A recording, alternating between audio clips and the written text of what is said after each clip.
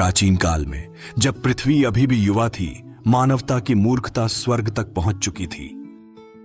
यह समाज पाप और हिंसा के कारण पूरी तरह से डूब गई थी। विपत्ति के बीच केवल एक व्यक्ति बचा था, धर्मनिष्ठ और अपने विश्वास में अडिग, सर्वशक्तिमान की नजर में प्रसन्न था।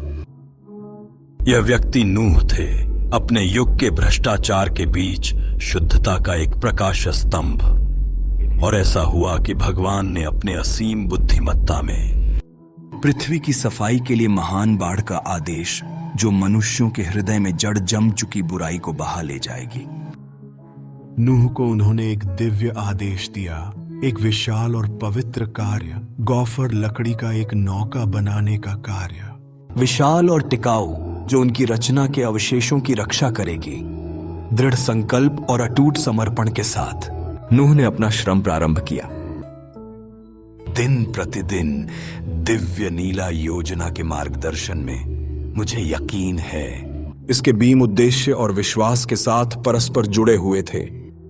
लंबाई में 300 कोबट, चौड़ाई में 50, ऊंचाई में 30 नोआ की भक्ति का प्रमाण स्वरूप खड़ी थी। अनंत आज रात से शुरू होता है। जैसे जैसे कलश पूर्ण होने के करीब आई, आकाश अंधेरा होने लगा और पृथ्वी आगामी तूफान की प्रतीक्षा में कांप उठी।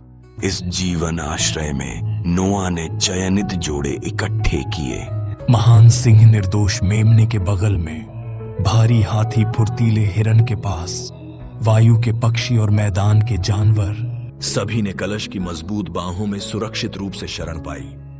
फिर श्रद्धा और विस्मय के साथ नोआ ने अपने परिवार को नाव में सवार कराया। उनके दिल दुनिया के भार से भारी थे और दरवाजा सील किया सृष्टिकर्ता पर भरोसा।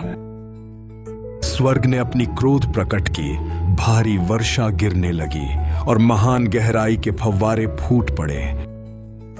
40 दिन और 40 रातों तक पानी लहराया, पहाड़ निगलते हुए और नगरों को नष्ट करते हुए। जब सब कुछ भ्रष्ट नहीं हो गया था, असीम जल पर बहते काफन और पवित्र माल तैर रहे थे। ध्वस्त पृथ्वी के ऊपर एक अकेला जहाज था। तूफान के बाद आई चुप्पी में दिव्य दंड ने धरती पर अपनी गहरी छाप छोड़ दी। जब जल झड़ चुका था और पृथ्वी फिर से नवीनीकरण की ताजी हवा में सांस लेने लगी, काफन अरारात के पर्वतों पर विश्राम करने आया। एक व्रत जो एक उज्जवल इंद्रधनुष द्वारा प्रतीकित था। सर्वशक्तिमान और उसकी सृष्टि के बीच व्रत स्थापित किया गया, दया का वादा और यह प्रतिबद्धता कि ऐसी बौछार फिर कभी पृथ्वी पर नहीं उतरेगी।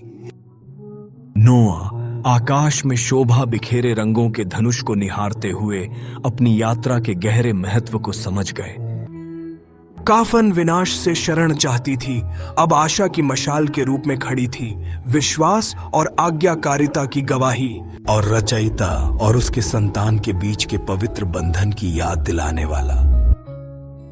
और इस प्रकार नोआ की काफन की कथा युगों तक बनी रहती है। धर्मनिष्ठा, दिव्य न्याय की एक प्रतिष्ठित कथा और विश्वास से उत्पन्न होती अनंतर आशा।